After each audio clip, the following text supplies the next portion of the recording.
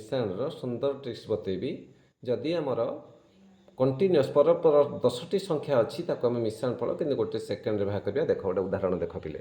ପ୍ରଥମେ ମନେକର ମୁଁ ଆରମ୍ଭ କରୁଛି 10ରୁ ମନେକର ମୁଁ ଆରମ୍ଭ କରିବି 10 ଯୁକ୍ତ 11 ଯୁକ୍ତ 12 ଯୁକ୍ତ 13 ଯୁକ୍ତ 14 ଯୁକ୍ତ 15 ଯୁକ୍ତ 16 ଯୁକ୍ତ 17 ଯୁକ୍ତ 18 ଯୁକ୍ତ 19।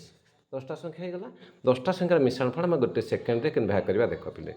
ସିଧାସଳଖ କ'ଣ କରିବ, ଆରମ୍ଭ ଯେଉଁଠି ହେଇଛି ଆରମ୍ଭ କେତେରେ ହେଇଛି 10, ତା ଦେହରେ 4 ମିଶାଇଦେବ 10 4 14, 14ର ଡାହାଣ ପଟେ 5 ଲେଖିଦେବ 145, ଆନ୍ସର ହେଲା 145। ସେମିତି ଆମେ ଗୋଟେ ଆଉ ଗୋଟେ ଏକ୍ଜାମ୍ପଲ୍ ଦେବା। ଏଇଟା 2 ଟିକିଆ ସଂଖ୍ୟା ଥିଲା, ମନେକର 3 ଟିକିଆ ସଂଖ୍ୟା ଗୋଟେ ମୁଁ ନେଉଛି। ମନେକର ଦେଖ, ମନେକର ଆମେ ଆରମ୍ଭ କରୁଛେ 111 111 112 113 114 115 116 117 118 119 ଯୁକ୍ତ 120। 10ଟା ସଂଖ୍ୟା ହେଇଗଲା ଆମର। ଯେତେବେଳେ ସେଇ ସମାନ ପ୍ରୋସେସ୍ କ'ଣ କରିବେ ନା, ଆରମ୍ଭ ଆମେ କରିଛେ କେଉଁଠି ନା 111, 111ରେ 4 ମିଶାଇଲେ କେତେ ପାଇଲେ ପିଲେ 115, ତା ଡାହାଣ ପଟେ 5 ଲେଖିଦେବେ 1155 ଏଇଟା ଆନ୍ସର।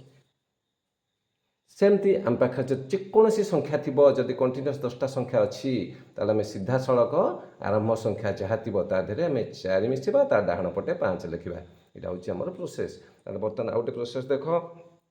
4ଟିଆ ସଂଖ୍ୟା ମନେକର ଅଛି, ମନେକର ମୁଁ ଆରମ୍ଭ କରୁଛି 3225ରୁ 3225 ଯୁକ୍ତ 3226 ଯୁକ୍ତ 3227 ଯୁକ୍ତ 3228 ଯୁକ୍ତ 3229 ଯୁକ୍ତ 3230 ତ 3231 3232 3233 ତ 3234।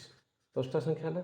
10ଟା ସଂଖ୍ୟା ହେଲେ ସେମିତି ଆରମ୍ଭ ସଂଖ୍ୟା ଆମର ଅଛି 3225, ତା ଦେହରେ ଆମେ ମିଶାଇ ଦେବା କେତେ ନା 4, 3225 4 ମିଶାଇଲେ ଦେଲା 3229, ତା ଡାହାଣ ପଟେ ଲେଖିଲେ 5, ତାହେଲେ 32295 ହେଲା ତୁମର ଆନ୍ସର। ଏମିତି ତୁମେ ଯେକୌଣସି ସଂଖ୍ୟା ଯଦି କଣ୍ଟିନ୍ୟୁଅସ୍ ପରେ ପରେ 10ଟି ସଂଖ୍ୟାର ମିଶ୍ରଣ ଫଳ ପଚାରୁଥିବ ତୁମେ ଏଇଭଳି ଭାବରେ ବାହାର କରିପାରିବ। ଏକ ପିଲା ଟ୍ରିକ୍ସଟା ଯଦି ଭଲ ଲାଗିଲା ନିଶ୍ଚିତ ଭାବରେ ଲାଇକ୍ କରିବ, ସେୟାର କରିବ, ସବସ୍କ୍ରାଇବ୍ କରିବ।